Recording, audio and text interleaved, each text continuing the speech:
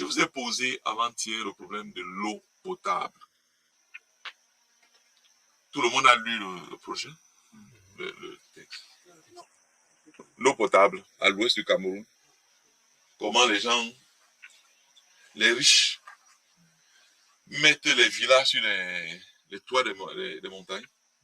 Alors, ce que je n'ai pas dit dans la leçon, ça c'est un exemple qu'avec le temps, l'intelligence des Africains a baissé. Moi, je prends mes ancêtres à l'ouest du Cameroun. Mes ancêtres n'habitaient pas le toit des montagnes. Pas du tout. La preuve jusqu'à aujourd'hui, aucune chefferie à l'ouest du Cameroun n'est sur un toit de montagne. Parce qu'on sait que c'est la source de l'eau qu'on va boire. Quand vous allez vous nicher dans les toits des montagnes, ça veut dire que vous buvez l'eau des cacas de ceux qui sont dans les montagnes. Ça, au moins, nos ancêtres l'avaient compris. Ils n'avaient pas besoin d'attendre pasteur pour le comprendre.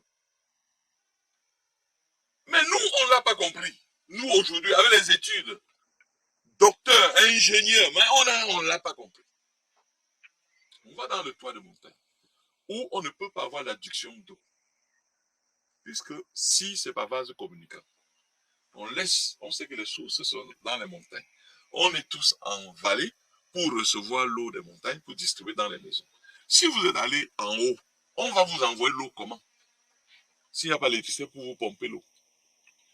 Qu'est-ce qu'ils font? Ils mettent dans des cubiténaires où on pompe l'eau potable. Le problème, c'est que depuis Pasteur, on sait que quand une eau a stagné pendant 4 heures, elle n'est plus potable. Donc, ces gens accélèrent leur mort. Parce qu'eux-mêmes stockent l'eau qui stagne, qui devient des bouillons de culture de bactéries. Et après, ils ouvrent dans des robinets, puisqu'ils sont convaincus que c'était une eau potable au moment où on a mis dans le cubiténaire. Mais ils ne savent pas qu'une fois que ça a passé 4 heures, ce n'est plus potable. Et la science nous enseigne que ce n'est pas parce qu'on chauffe l'eau, parce que les gens prennent cette eau pour cuisiner. On est convaincu qu'en chauffant, ça va tuer tous les microbes. C'est faux. C'est faux. Donc, elle est même impropre à la cuisson. Pour le seul fait qu'ils sont allés se nicher sur la montagne. Alors qu'ils auraient dû mettre un système de captage d'eau, de distribution. Parce que cette eau, en circulant pendant qu'ils ne sont pas au village, l'eau circule. Et elle est potable parce qu'elle circule. Sinon, il faut la mettre, laisser là où elle était, dans la nappe phréatique. Parce que dans la nappe phréatique, il n'y a pas d'oxygène, il n'y a pas de lumière, il n'y a pas de conditions pour que ces bactéries vivent. On le sait. On a fait l'école, tout le monde le sait. Comment donc vous sortez de l'eau qui était potable pour aller mettre dans un cubiténaire? Ça n'a pas de sens. Ça n'a pas de sens. Le pire, c'est tous les cadavres qu'on vient nicher dans ces collines. Puisque comme il a fait sa maison, on va l'enterrer là-bas, non? Hein? Et on va enterrer tout le monde dans cette colline. Imaginez combien en 20 ans, 30 ans, 40 ans, on va enterrer dans une colline tout le lessivage qu'il y aura pour contaminer la nappe phréatique. Et après, on va dire que les Africains meurent tôt. On meurt tôt parce que dans tous nos comportements, nous faisons tout pour ne pas vivre longtemps. Tout le monde le sait, mais personne ne nous le dit. Vous croyez que tout ce que je vous dis là, les autres n'ont pas vu ça avant? Pourquoi voulez-vous qu'ils vous le disent? Puisque l'objectif, c'est qu'on ne vive pas longtemps. Voilà. Pourquoi j'ai posé le thème? Parce que nous, Revindaf, nous, au Revindaf, depuis quelques années, nous nous sommes lancés dans la potabilisation de l'eau en Afrique.